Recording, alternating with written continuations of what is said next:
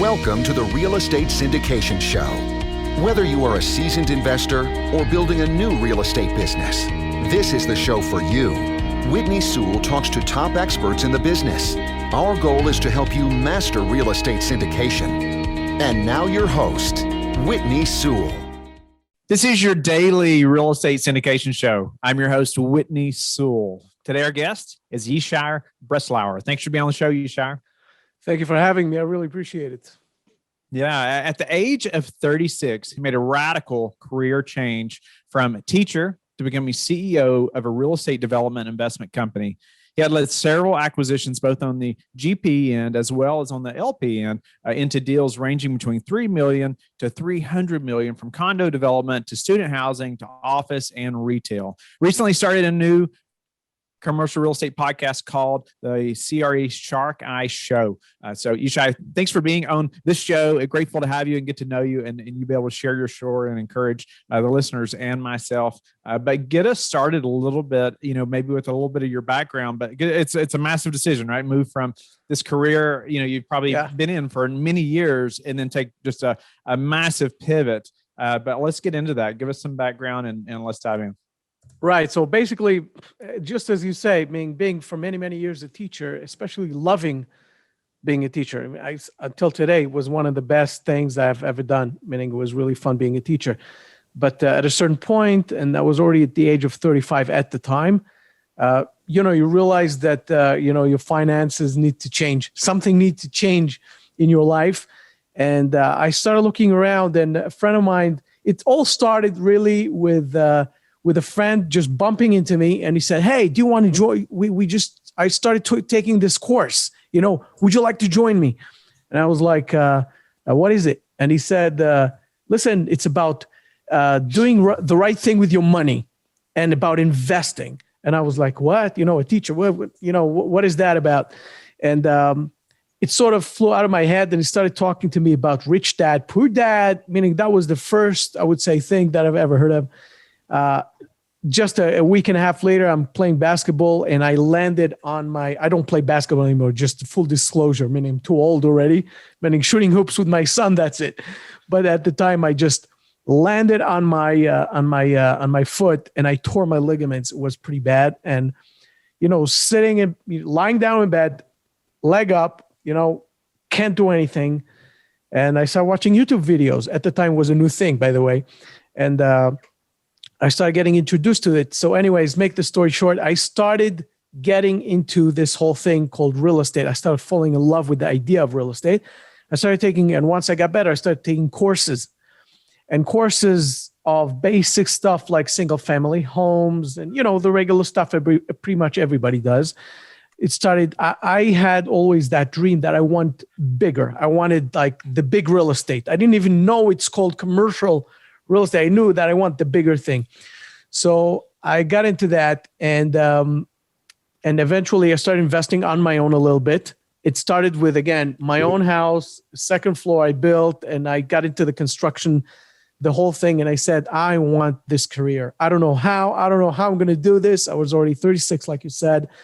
And I said, how am I going to change that? And I went to a consultant, and I said to him, listen, this is the guy, from the academy, this informal academy that I took the real estate courses in. So listen, I don't want only to invest on my own. I really want a career in real estate. I want to all in. That's what I want to do. I want to be all in this whole thing.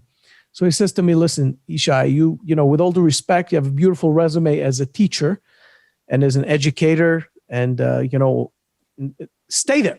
Just do that. Don't do anything else. Just stay there. Because you have zero chance to make it. You have zero experience in business, no training in business, nothing to do with real estate, obviously, except of your own investing. And that's it. And he burned me up. So he told you not to do it. I mean, he said give up. He said give up. He said, listen, with all due respect, just pretty much, quote unquote, give up, and I was burned up, And I said, I'm going to prove him wrong. I started calling everybody I know who can introduce me. I had in mind few big real estate companies, and someone actually knew someone who knew someone. You know how it works. And I got a meeting with that very large development company. And I said, can you get me a meeting? I went with a guy into the meeting to the vice president of the company, who was the vice president of marketing and sales. And I said, listen, I'll start from the bottom. Just give me a chance. Let me start.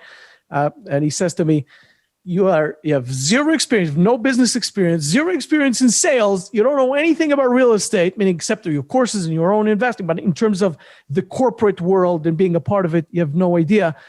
And you want to work here. And I said, yeah, I'm not going to let you down. Just give me a chance, etc. And he said, let me see your resume again. He looks at my resume. He said, you know something? You're hired. I'm like, what? And he said, look, I'm looking at your resume. You've been to because my previous job required recruiting students basically from all over North America. So he said, you have the connections to the type of clients that we need here. So I'm going to teach you everything you need to know about real estate and construction and planning and this and sales, etc. And I got in there. And that was I would say, the first dip into the world of real estate, meaning the next. Did that mean leaving your teaching career right then? I mean, yes, by getting hired, that meant I'm leaving this career that you've probably been doing for what, 10 or 15 years at that point? 13 years. Yes. And I left. I just walked out. It was pretty weird. And I got some emails from colleagues saying, what, you're leaving? You're nuts. And yeah, but that was it. Meaning that was the start. That's how it all started. Yeah. What about pushback from family or spouse, or, how did you manage that and them to be behind you in this? Because I was there one time, and most people have to make that leap, at some time. And it's difficult if you don't have support, especially in the home or family or in close friends. What was that like for you? It's a great question, but in my case, it was pretty much a no-brainer. Why? Because our situation was screaming change. And the way I had the change coming was that's it. That was the answer. So everybody said, do it, go for it. Except the people, of course, who worked with me. Yeah. So how did you know who to listen to and who not to there? I guess your situation was screaming change. So it was like anything. We just have to try something, right? Simple answer. I listened to myself. Meaning it was at that point already, it was an inner. Sometimes the inner voice is weak. At that point, my inner voice was screaming in my head in a way that it's like everybody else was saying, what are you going to do? What are you going to do? You have no experience, etc. All those things. It was already noise. It's noise, cancel the noise, mute, goodbye, go forward. And that was it. Meaning from that point, it was not a picnic. I can tell you that. Meaning from there to get to where I became a CEO and to lead all these deals that I led, that was already a different business. Was that a good option to say, get hired by this other company? How did that work out? Is that something you would recommend, for somebody that's like brand new getting into real estate? Was that a good option? No, it's a great question. The answer is no. I did the wrong thing by not knowing how to do it. Okay. That's why today I coach and preach differently, because I went to the only thing I knew, meaning everybody said, big company, go, can I sell? A sales job would put you in the place where if you want it, that's great. If you want to be a broker or you want to be a marketer of condo developments or, single family homes or that kind of stuff, or the residential side of things, great, do it. But that was not my passion. And it took me about 2.5 years to realize, oh my gosh, this is wrong. Because at a certain point, I went into sale, meaning I had a week with moguls, people who had a lot of money, and I had to sell those penthouses, luxury condos, and I would set up all in Manhattan, and I'm sitting down with those guys, and that week changed my life because I sat with the first guy, and I'm telling him, he's telling me he's not interested in all that stuff, and I'm saying, okay, what do you do? So he's telling me, I do M&A. Okay. Second day, a guy who buys lots and builds buildings and builds, a condo development and office buildings. And he tells me about that. And the last day I met a guy who until today I'm in touch with, was the coolest thing. Comes a young guy, just a little older than me with the suit. It's like, has the swag. He walks in and I'm trying to sell him this apartment. And he's like telling me after 5 minutes, he's telling me, okay, stop talking. I'm like, what? I'm like, he says, stop, I'm buying it. I told him, okay, it's $1 million condo. So he said, okay, cool, I got it. It's a good deal, finished. So I'm like, what do you do for a living? What do you do? So I said, you really want to know what I do? He said, come to my office. I came to his office a couple of days after. He shows me all these pictures, in this, or he has a fund. That was the first time I got introduced to this concept called OPM, other people's money, and syndication, and how you can actually get investors to come in and how you make mega $1 million deals or even smaller deals, doesn't matter. And he has multifamily all across the US. And that's how I said, that's it. That's what I want to do. And that started a new journey. So to answer your question back, what I would tell people to do is not that. The starter point would be to get a job at a corporation or a medium size. Doesn't have to be a huge size because they will hire only Ivy League people, but to start with a medium-sized company and to say, I can go and be an expediter if it comes to development or be a part of management, to get introduced to this concept, to go and visit sites, visit properties, see how it works, be a part of the organization. That would be the first dip that I should have done, but that's what I would tell people. No, either way, you didn't let it stop you and you kept going. You found the next thing, and you kept pushing through. Tell me about, okay, you met this group, you learned about, this thing called syndication, right? In commercial real estate, in just their scale, in the US. Right. And just so the listeners know, you're in Israel right now, as we do the interview, but you're doing deals in the US, correct? Is that right? Yes. So, speak to the next few steps that you took to, develop your own business and start doing deals in the U.S., even though you're in Israel. So I think that the next phase was educating myself. The second I found out this is what I want to do, I realized that, okay, I know real estate, I know construction, I know all that stuff, but you got to know your numbers. And I remember reading that article at the time with all those real estate moguls, and that was this article said, with a guy who never went to school, never did this, and he owns a huge company, and he wrote there, you got to know your numbers. That's the first thing you have to do. And there are many other things that you have to know, but that's the benchmark. And that drove me basically to learn that.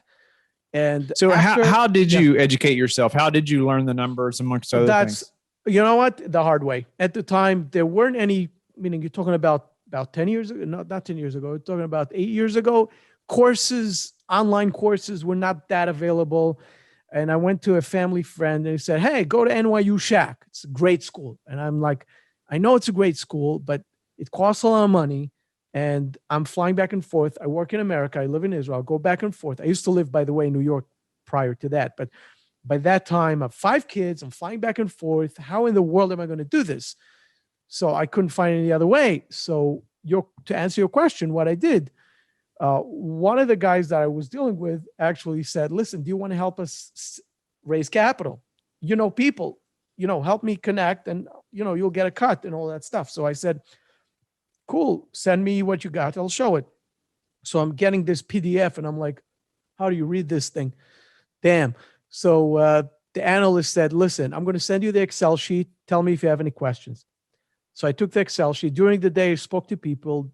Nighttime, I just went on the computer and I started looking from each box in the Excel, where this is coming from, where is this coming from, and ask questions. I put question mark. What is this? What is that? That's how I learned the hard way. But once I knew that and I created relationships, that was the next step of my career, which I became a head of real estate investment banking, one of the biggest finance firms here in, it's basically a global firm, but I started dealing with U.S. deals and started, being exposed to all asset classes, and that was the real step in, and from that point I just went forward. Created relationships. You mentioned that, right? I mean, the network is just key, right? Those relationships, and what was it about that relationship specifically, or what should we be looking for? That's somebody that was in your shoes. How did you gain that relationship and add value to them, or what did that look like? So to get your foot in like that into commercial real estate. That's key. So in the way I would say to anyone to do it would be first of all LinkedIn. I would start with that. First of all, LinkedIn. LinkedIn is amazing. And I remember opening my account in 2007, and everybody says it's like Facebook, it's just business. I'm saying, okay, cool. So I opened, and then slowly started making connections. It started blowing up like with time. Today it's 20,000 plus followers, but at the time it was very small. It started growing.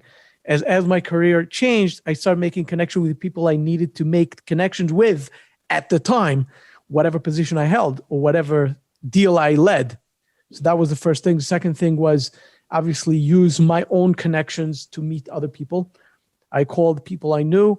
What do you know? Who do you know that I should contact? It's being, how do you say, not being shy is the key. You can't be shy. You gotta be an outgoing guy or a girl. Doesn't matter. You just have to be able to pick up the phone and do whatever you need to do or connect. And the last thing, which was genius that I didn't even know it's genius. I just did it. I'm not a genius guy, to say the least. But what I did was through a company that I was in, the condo development company, in order to find buyers for the condos, I signed up to an organization that pretty much is in line with my views and my whatever and their views and whatever it was, that had a branch with a real estate division. That's why today I tell people, find in your community, if you're Chinese, Greek, whatever, if they have a real estate club for high-end people, join it. If it costs money, find the money, join it. That gave me connections that were lifetime connections. Lifetime, literally. Bedford's cost segregation specializes in generating significant tax savings via their engineering-based studies for commercial real estate clients nationwide. Founded in 2002, Bedford is one of the largest independently owned cost segregation providers in the country, with over 14,000 studies completed to date in multiple offices throughout. The most important decision ownership can make when incorporating cost segregation within their real estate portfolio is selecting the right provider. With only 43 certified cost segregation professionals nationwide, Bedford is proud to employ 8 of them and takes the quality of their people as seriously as their studies. Every certified cost segregation professional has passed a rigorous test combining knowledge of technical engineering issues, legal tax issues, ethics standards, and requires a strict level of prior work experience to be eligible. Bottom line, not all cost segregation providers are created equal. So be sure to take the decision seriously from the beginning to protect yourself for years to come. Please contact Bedford's Business Development Director, Frank Judici, to learn more. Tell me a big struggle or two that you had in making this transition to success in commercial real estate. So I think the biggest struggle was knowing meaning networking was, I wouldn't say easy, it was hard. But I think the hardest part was knowing that I don't know, meaning realizing how much I don't know, how much I have to know, how much I have to educate myself.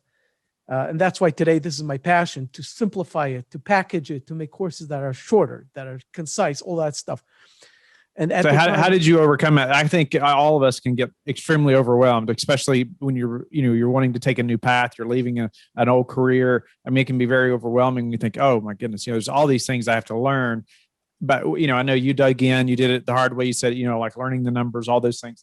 What helped you to still overcome that and not just be, or quit because of the fear of not knowing all those things? I think that's a great question. I think that the fact that you see 5 steps ahead and not 20, like you see the next step, maybe the other one, the 5th one is already too much, but that's what you see. I'll give you an example. Okay. When I worked for that big development company and I had to sell condos, I had to learn how to work their system and their whole thing, and how to calculate discounting for the sales that I had to make, which is by far simpler than anything that we have to think about acquisitions. It's by far, but it was not in my realm at the time. I didn't even see that 30th step or whatever. I saw my first step. How do I learn to do that? I had the person right in front of me, and they taught me, meaning the people who were in sales, they taught me how to calculate the basics. And with that, I went and did the actions, whatever I had to do to sell, to show, etc. when I already got into the real estate investment banking, which required reading models, which is a whole different, pro formas, models, P&Ls, meaning you have to already understand what the IRR is here and what type of NOI you could do here and how you could generate a better NOI with this and combination with this cap rate and with this market size and all these things. So it requires you to say, okay, what I know until now, it's okay, cool. But now the next step is this. So I think the not getting frustrated part is just do your next step. Just keep going. Take the next thing you don't know, study that and simplify it. Meaning, like, for example, I remember not knowing what IRR is. Everybody was saying IRR. I'm sitting in a room with people and I'm making the connection between a guy who does real estate, multifamily all over, and a guy who is investing, right? The fund. And I'm sitting in the room and they're talking and I don't understand anything they're saying. And remember the frustration. And I said to myself, I got to understand what they're saying. And I picked up a few words. I went to YouTube. I looked it up. That's how we do it, piece by piece. There are so many pieces and people get overwhelmed by them, but you don't have to get all the pieces. You have to get just the next thing. That's what I think that's so wise. When we, you can be just so overwhelmed and you're kind of overcome by fear, so it just halts you often. But I think you said it well, when you can just focus on the next step, the next piece, right? Just focus on that. Accomplish that. I think it does numerous things. So just mentally, it helps you to gain some momentum, right? You've achieved something. You've had an accomplishment. Now it just motivates you to go to the next thing as well. And I just find it, I just talk about it often because I just find it time and time again. It's those small, consistent steps, right, that lead up to bigger things. And it sounds like even for you, you didn't quit. This didn't work out or that didn't work out, but it's like you knew where you wanted to go. You didn't get overcome by fear. It's like, I can figure this out. I figured out the underwriting. I'm talking about you. You figured out the underwriting. And then you went to this next person, you learned these things and you didn't quit. It was the next step after the next step. And congratulations though, for not quitting and keeping on going. I find that anyone that's had success, we're still in the journey. That's right. That's right. We all are. That's for sure. So Yishai, what about, is changing gears just a little bit. How do you prepare for a downturn? Like you're reviewing deals what's your method for just being prepared for the unknown? So first of all, my method, I would say that I don't, the word downturn is something that I would put on the shelf for a second, because I think that if you have the fundamentals, I remember when Michael Jordan, spoke about his basketball, he said, I always go back to my fundamentals, meaning with all the fancy stuff, I go back to my fundamentals. Same thing here. I go back to my fundamentals, and my rule is not my rule, is everybody's rule that is doing real estate and knows what they're doing. And that is the macro to micro. That's a name I call it, but everybody does that pretty much, whoever is a professional. And that is going to the market that you want. If it's a country, state, neighborhood, country, state, city, neighborhood, block, an asset, basically block, street, and asset. So you narrow it down until you get to the asset. So I start from the top. Usually I go and find the right type of market I'm excited about. And usually I will follow the growing markets, or the booming markets, or the places that are up and coming. That the places that like where the pack is going, is Wayne Gretzky said, that's where I will look at. That's the first thing. The second thing, within those markets, you have the pockets. Which city has more jobs, has more growth, has a bigger hospital, has whatever you're looking at. You have to see where the crowd is going, where the jobs are going, where the growth is going. I always say that even if I look at a retail center, I would look around around the retail center. I'll look at around the type of residential, the houses they have, what the valuation is, what is the growth in the past year. That's what I would look at, no matter what type of asset class. And from there, I would take it from there, and then to narrow down to the asset, because you could have an asset in the same street. One is garbage, the other one is gold. So that is my method. And talking about a downturn, that's my philosophy. Some people jump right away. Like, for example, what's going on now. Some people are already talking about, Joe, jump buy. That's not me. Okay. I'm not saying they're wrong, and nobody has a crystal ball, not me, not them. That's for sure.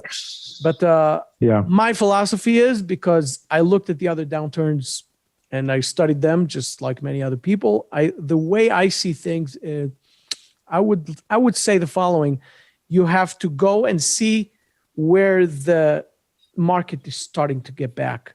You can't go at the very bottom, not knowing that you're paying now a property, for example, and that this, so-called recession could continue for another X amount of months, and it's going to bleed taxes, it's going to bleed interest, it's going to bleed all kinds of things that you don't have.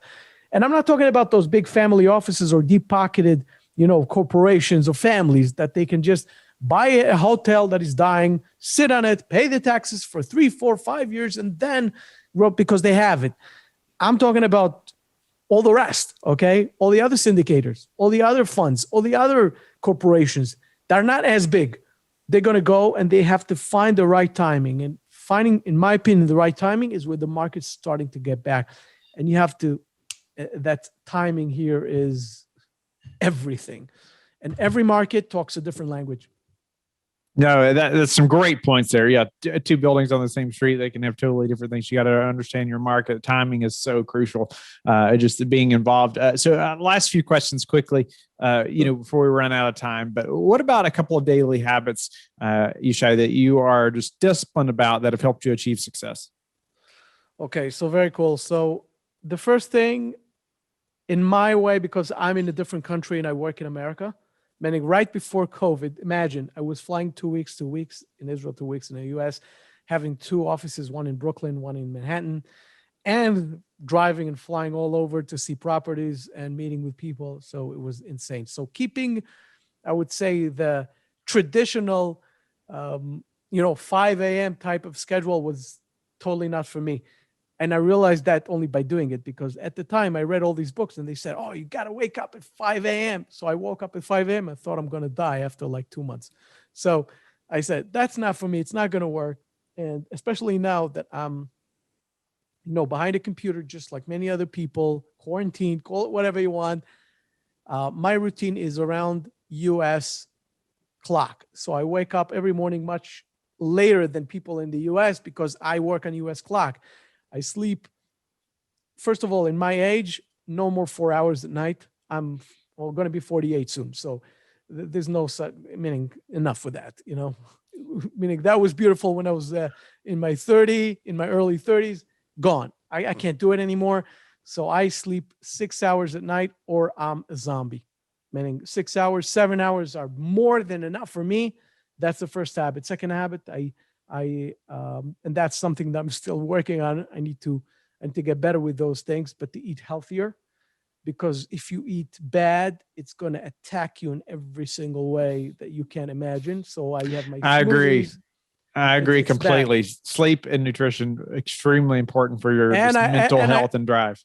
Yeah. And I jog at least 2-3 times a week. I do my 5 miles, 4, 5, 6 miles, depends my energy and where I am, but it clears my head. I do whatever I need to do. And these are my routines that I would not go away from.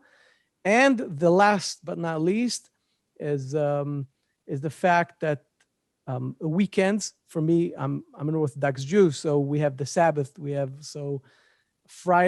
From Friday on, until the end of the Sabbath, basically Sunday morning. Sunday I work, meaning the Sunday thing, I don't need that time. I have my Friday afternoon and my Sabbath. That's good enough for me, but it's a complete shutdown. We can't use phones. We can't use computers. That is the best reset I have, and that is, I can't thank enough God, I guess, for this. For this amazing stuff. Tell us how you like to give back. So giving back, first of all, is there's a rule that I always tell myself. And that is a rule that I grew up on. It's called the city, the people who are poor in your city are coming first. They come first, meaning it doesn't only mean your city, it means your family. So a lot of people are like giving money, right? They're helping, whether it's with money or with their time, or everybody with their own right thing. people could help in Africa, all kind of very important causes. But imagine, I met some people in my life that are doing that, and their sister or brother are in pain. So the first thing is look at your family. That's the give back. If someone in your family is in trouble, they come first. That's the rule. And from there you grow. Family, community, neighbor, city, and then you can go whenever you want, and help whoever you want. And that's important. But it starts, if someone is giving and their brother or sister or father or mother or son and daughter, whatever, they're in some kind of pain that you could help and you're not doing it, that's the first thing I look in the mirror and ask myself. Yishai, pleasure to meet you and have you on the show. Grateful to hear your story about from teacher to CEO. That transition is such a hard decision, right? And it's such a difficult time, being committed to that when someone's had that career and they have all this pressure to stay there, and you've done it. You've made that decision, and congratulations to you and your family just making that switch, sticking with it, not quitting, because like you mentioned, it's not easy, getting to where you're at now for any of us. And so just grateful to hear your story, even, living in Israel and making deals happen in the US. I mean, that alone should be encouraging to us that live here as well, right? That you're making it happen, and, you're quite a long ways away, still making it happen in the US. So, but, tell the listeners how they can get in touch with you and learn more about you. So I'm going to leave you all the links, of course, meaning you can find me there. I have a website today that tells a bit of my story, connecting to my I have a new podcast called the CRE Shark Eye Show, of course, that talks and focuses on commercial real estate. Usually on Mondays, I talk about the market, and the Thursdays more inspirational. And I have my courses, which are basically teaching newcomers, just like I was, because when COVID hit, I said to myself, here's your chance, baby, to give back. You're talking about giving back. I said, it was all nice to do this journey, but what about the Yishais who are still there and who want to come out? And maybe they are not 36 years old. Maybe they're in college or post-college, but they don't have the ability of getting that post-college degree. So COVID, I guess, got me focused on those things too. And right now I'm building that platform. So it's I already have those courses out. And that's it. Looking forward to as horrible as it sounds, but we real estate deal junkies, as we call it, we're waiting for the opportunities to come, and I'm carefully looking at the market. So that's it. Meaning my email is I'm going to leave you my email. The website, the link, and that's it. Thank you for listening to the Real Estate Syndication Show, brought to you by LifeBridge Capital. LifeBridge Capital works with investors nationwide to invest in real estate, while also donating 50% of its profits to assist parents who are committing to adoption. LifeBridge Capital, making a difference, one investor and one child at a time. Connect online at www.lifebridgecapital.com for free material and videos to further your success.